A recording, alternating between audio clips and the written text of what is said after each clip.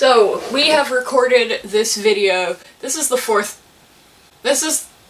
time that I've recorded this video now. I recorded the unboxing and the review in one go, and it turned out to be 3 hours long, and I didn't want to edit a 3-hour video, so I said, okay, I'll shoot it again. This camera has decided that everything is blurry.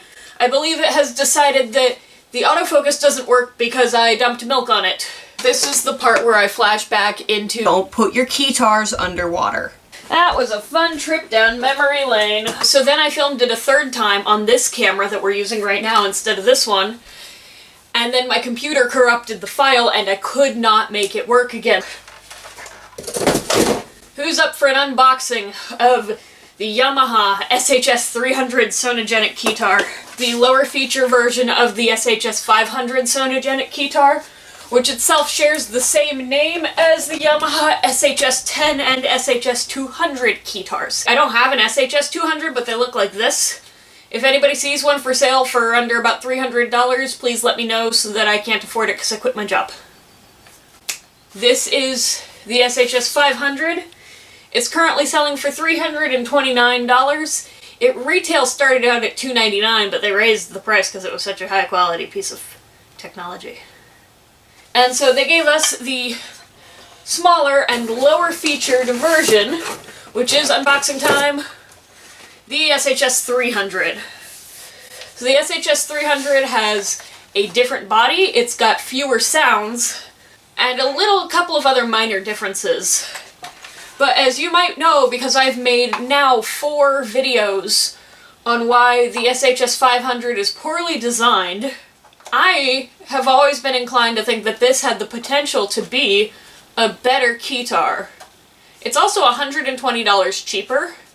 Every time that I bring up price, I'm going to put a picture on the screen of something that's $120, because as a concept it doesn't feel like that much, but when you look at it you're like, oh, I could have gotten this for $120. It kind of changes things. So one of the reasons why the SHS-500 is so poorly designed is that they took the body of the Vocaloid Keytar, which I also don't have, please let me know if you see one for under $300 so that I can also not afford it. They sort of Americanized it and tried to make it for more of a mainstream Western audience.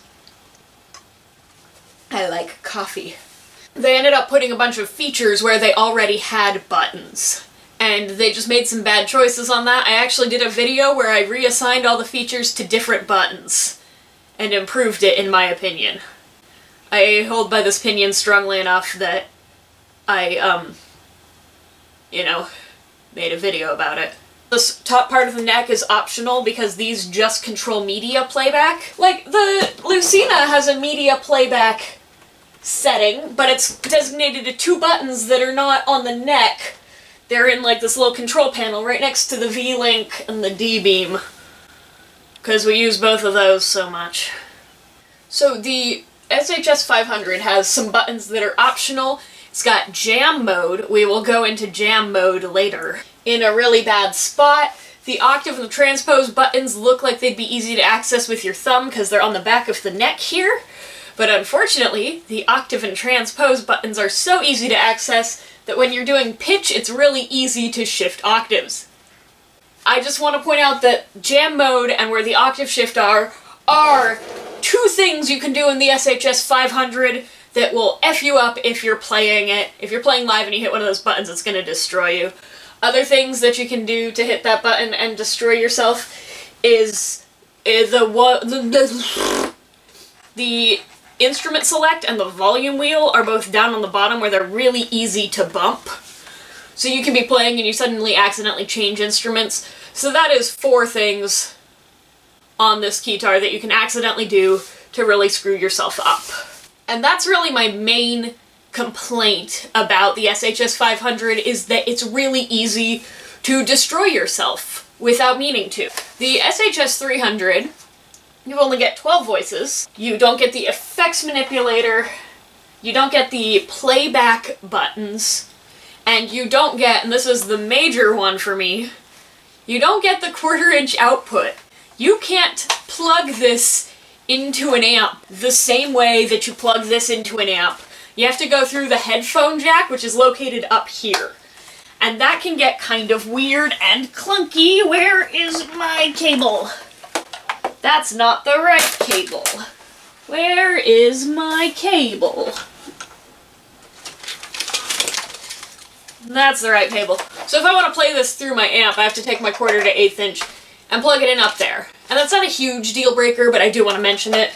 Not including a 1/4 inch out shows that Yamaha didn't expect this keytar to be used by serious musicians, and that's their right, but anyhow. The audio playback buttons are not actually that useful. If I want to sync my keytar up to GarageBand on iOS or on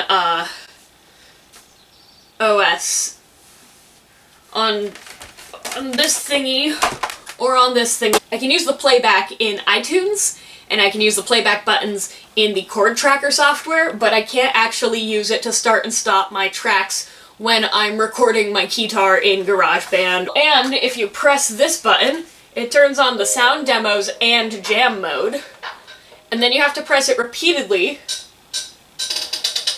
to turn off the demo, at which point you then have to press jam mode repeatedly to turn off jam mode. I just hate it. Our lovely SHS-300 doesn't have an LCD. All of your knowledge of what's happening is communicated via beeps and the color of this button. Instead, you use this function button and then you press keys on the keyboard.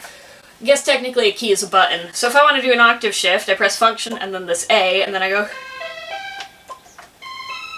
And then to go down, I press the G next to it. It actually makes your transpose really intuitive, because like, here's my C, okay, so I want to transpose down so that C is now B flat, so I hold function, oops, and I hit B flat, and there we go. Super intuitive, I love it. The only problem is you can't shift octaves while you're playing, but this thing was 200 bucks. When you're playing, it's very difficult to completely screw yourself up. Your only real danger is jam mode, and the jam mode button is distanced a lot better from other buttons than the jam mode button on the SHS-500. I think it would have been nice if they'd made the jam button, like, press function and then hit this C. I'm not just saying that the SHS-300 is a better value keytar than this one, because I could argue that saying the increase in features between the 300 and the 500 does not justify the $120 price. And in fact, I will say that. The difference between the 300 and the 500, all of the features you lose from the 500 do not justify $120. I can get many better things for $120. What I'm saying is that if these two keytars were the same price, the 300 is the better keytar. It's very blocky. This looks like somebody got about 4 minutes of training in Google SketchUp and then said, okay, Bob, you're gonna go make that keytar now. Bob's like, okay, I can make blocks. And they're like, yeah, you've played Minecraft. Actually, somebody should paint one of these to look like it's a Minecraft keytar. Please do that. That sounds like it'd be amazing. So, the pitch wheel feels like it fits really poorly. It's just kind of too small for the socket it's got. Again, maybe if they'd given Bob more than 3 minutes of training in Google SketchUp, he could have designed a better keytar. But the buttons make sense. I've had this out of the box for less than 24 hours, and I've learned where all the buttons are. I still forget which of these sets of buttons on the neck is transpose and which is octave. I've had this for almost a year, and I don't have all the buttons memorized. And this one, I have all the buttons memorized. I can select instruments without thinking about it and without looking at it. To change an instrument on this, because it's controlled by this wheel, I have to look at what the screen says. Is anybody who's seen my Instagram where I'm trying to play this when I took my contacts out and I'm like this close to the screen? That's what's going on there. I don't have a good tactile feedback of if I'm turning this wheel or not. It moves everything too fast. I frequently overshoot and have to go back. There's no precision in selecting that, and that should be a precise operation. Whereas with this one, I've already memorized if I want an organ, I say, here's the dot, here's button number 1, there's button number 2, I press button number 2 3 times, and we have an organ. Which also, there are no organ sounds at all on the SHS-500. How did they make that mistake? There's two things... Do you mind? There's two things worth noting here. The first is that this not only gets louder, but it has the speaker facing the proper direction so that you could go out and play this, like, play music directly off the speaker. It depends on what kind of license you have to street perform, or what kind of fines you're willing to get for performing without a license. Generally, it's more difficult to perform with an amplification setup. So when you have this on board, that is actually relevant. The speaker faces the right direction. There's a slight sound difference between these two. If I go onto the electric piano setting, has the same timbre throughout. When you get on the electric piano setting of this, there is a extreme, it sounds kind of like a Rhodes, where it gets that twanginess on, like, which is all a personal preference if you like that or not. The concept of the function would be a nice touch. The implementation of the function leaves a lot to be desired. The 500 has a absolutely fantastic keyboard.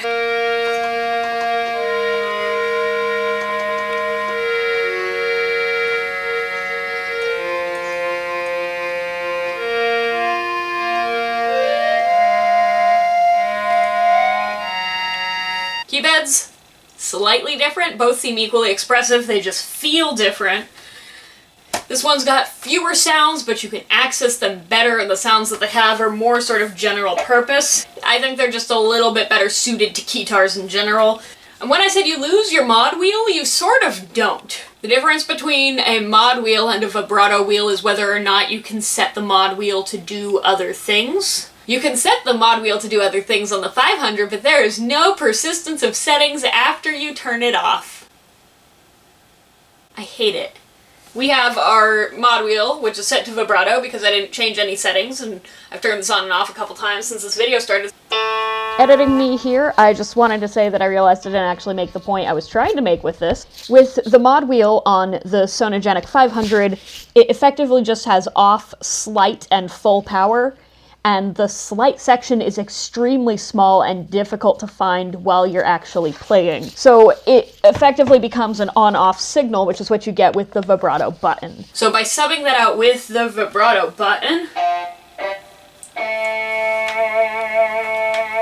you end up having a lot faster of access to the same sounds. You lose your effects, but your effects, again, yeah, losing the effects is kind of sad, but like, oh, can I get a multi-effects pedal that I can plug a guitar into and therefore could plug this into for less than $120?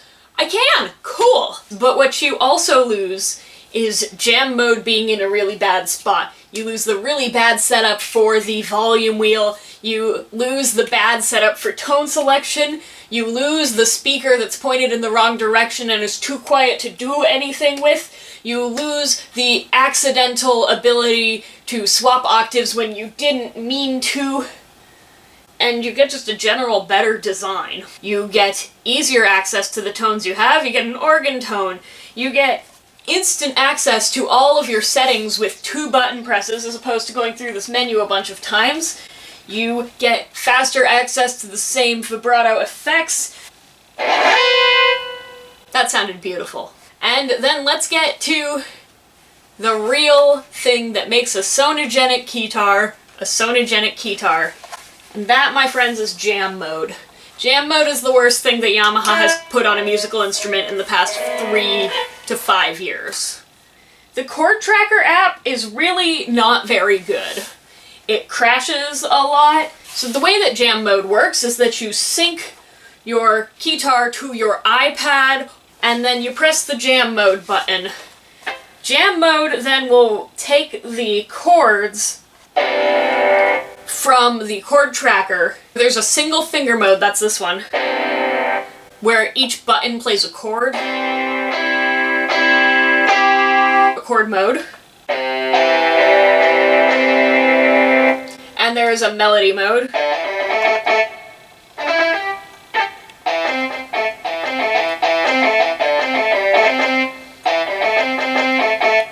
Which is really not very good.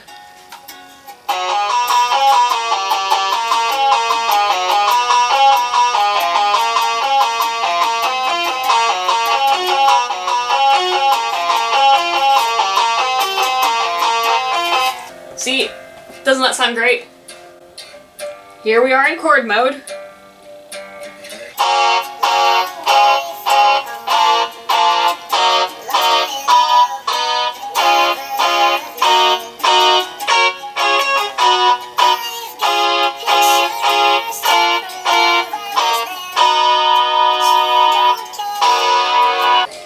So, interesting thing to note, there was a period where it looked like I was playing, and that's because I actually already know how to play this song. It's the one we did in the chord inversions video, for those of you who've been here that long.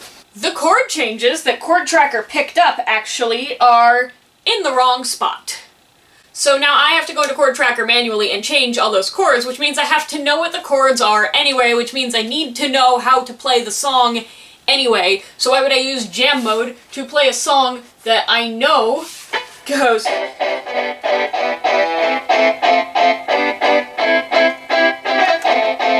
Why would I use jam mode for that? You know how, like, you play Guitar Hero? And Guitar Hero is about enjoying music, and it's accessible to people who have no musical training. I feel like you're playing it without having to learn and know it. It just takes away the entry level. But Guitar Hero does not take away the element of failure. You can fail a song. You cannot fail a song in jam mode, and because you cannot fail, you cannot experience success. We only know what success is because of the potential for failure. It doesn't teach you how to play because you're not learning how to do anything right because it doesn't tell you if you're doing anything wrong. It's like playing bowling with the bumpers up where there's magnets on the pins, and anytime that you throw the ball, all the pins fall over. That's not fun. Even a 2-year-old is gonna get bored of that. We want to strive for learning something correct, and people who want to buy musical instruments want to learn how to play music correctly. Jam mode, at the moment, it's just useless. You have to use a crappy app to access a crappy function on your Keytar that has a designated button for it. The jam mode button is a bad decision. I would prefer if I had the jam mode option in the menu or the jam mode option in this menu. I want to have to go through 10 steps to turn jam mode on because I don't want to turn jam mode on, and neither does anybody who bought this instrument. Anyhow, that's been my review of the Yamaha SHS-300. Make sure to leave a comment because it really boosts the video visibility. Give us a like, give me and all my Keytars and my Keytar cat a like, and I'll see you in the next video. I bought this Keytar with my stimulus check. Donald Trump told me to buy a Keytar, so I did.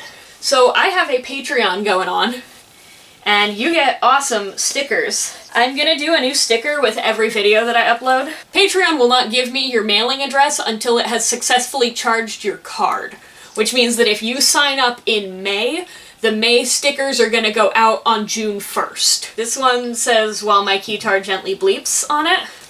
And I have licked this one numerous times to demonstrate this, because every time that I film a video I have to lick this sticker again.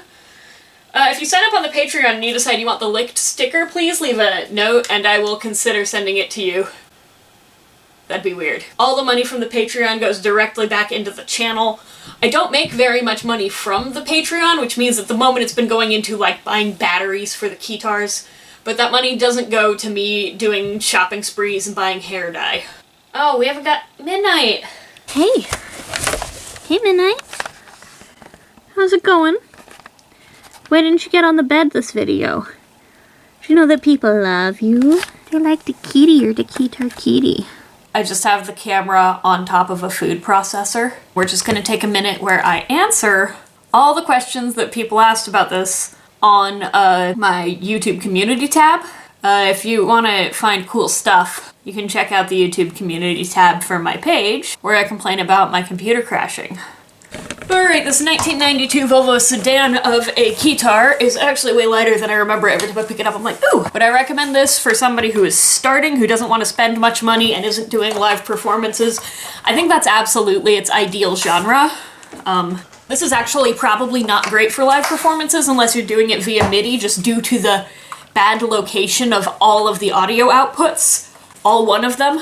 Can you use it MIDI shoulder keyboard with the iPad sound module on the live stage? Yes, that is exactly what I just said. Bluetooth MIDI goes to the iPad really well, and it works just fine. It's a fine MIDI keytar. Somebody said, what is the key action? What's it compared with other keytars with MIDI keys?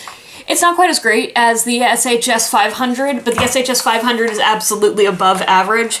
It's fine. It feels better than the SHS-10 or the Casio SK1 do. It feels like keys instead of like a toy, but it feels like cheap keys instead of expensive keys.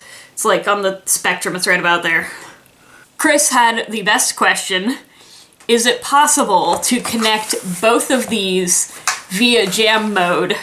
Connect both of these to Chord Tracker and then play them both at once? And this is a great question because it reveals a huge flaw with jam mode. And we all know I love talking about huge flaws with jam mode. While I can sync multiple Bluetooth Keytars to GarageBand, I can also sync them. I can connect them both to Chord Tracker, but Chord Tracker will only send data to one at a time, which means that me and my 65 keytar-loving friends can't all sync to the same Chord Tracker and play jam mode at the same time. Jam mode is a solo keytar thing, and it would be really cool to have a bunch of people who don't know how to play get on jam mode at the same time and play different instruments. That would be one of the potentially entertaining elements of jam mode, and they've denied it to us. Yeah, can it be used as a MIDI keyboard? It can be used as a MIDI keyboard, which is good because it doesn't have a whole ton of sounds, so connecting it via MIDI makes things a lot easier. Somebody wanted a demo of all the sounds. There's only 11 of them, so here's all the sounds and my feedback on them. So you have this. This is the worst saw synth ever. When I was, hang on a sec. When I unboxed this, I was so incredibly disappointed that that was the saw synth that they picked, because there's also another saw lead on the Sonogenic, and I was so hopeful that it was going to be that. I hate how noisy this is. There's just something about it that I can't stand, and I hate that it's the default, but there's synth number 1. Synth number 2 is a square. Then synth number 3 is brass. Piano 1 is piano. That's a nice chord there. Piano 2 is electric piano. I'm just gonna start playing tritones to piss everybody off. And then piano 3 is the organ.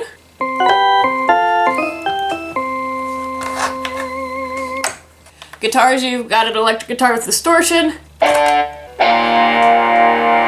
That's what guitars sound like. You've got an acoustic guitar. That's a good demo.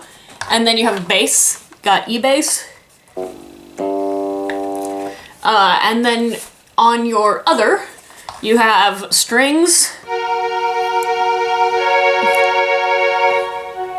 You get synth bass. And you get your drum sound. The drum set is really interesting because it appears to be acoustic cymbals and electronic drums, so you get like... And then you get... It's an interesting mix. I like it better than either of the drum sets on the 500. So there you go, that's all the sounds, and it took like 2 minutes to demo. That's probably all the things I forgot. I can't believe I forgot that jam mode thing, because that's the funniest shit. I hope I don't look too dead inside. I started editing this and I was like, oh wow, I look like my soul has died. This video has been such a pain to edit.